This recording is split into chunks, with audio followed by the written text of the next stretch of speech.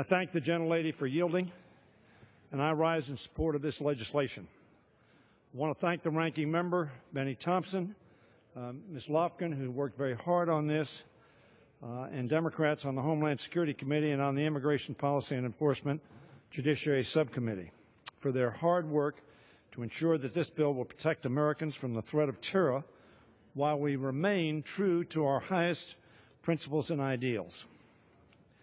House Democrats and House Republicans have no greater priority than keeping Americans safe. That is not a partisan issue, nor is it a partisan difference. Many Americans are frustrated with the pace of progress against ISIS in Iraq and Syria. I want to see the administration and Congress working together to protect our nation. The reforms in this bill are an excellent start. What we have before us today, Mr. Speaker, is an example of what we can achieve when both sides work together to craft responsible reforms in a spirit of unity and common purpose, which is, in the face of the threats we challenge, we ought to summons. I want to thank the Majority Leader, Mr. McCarthy, for working with me and our side of the aisle. And I want to thank those on the Republican side of the aisle for working together to get this bill done. The visa waiver program has long been a tool to promote business ties and tourism, both of which are vital to our economy.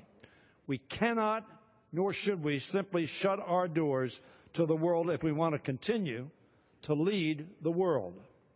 This legislation will make it easier for law enforcement to vet those visitors coming from visa waiver countries, such as in Europe, to ensure that we're not admitting those who have traveled to places like Iraq and Syria and link up with ISIS. This is now the third major bipartisan piece of legislation to come to the floor in the past 2 weeks. After the highway bill, which included a provision to reopen the Export-Import Bank and the Elementary and Secondary Education Act reauthorization. I hope, and I think the American people would expect, again, in the light of the challenges that confront us, that we can build on this progress and complete a bipartisan agreement to keep government open before the week.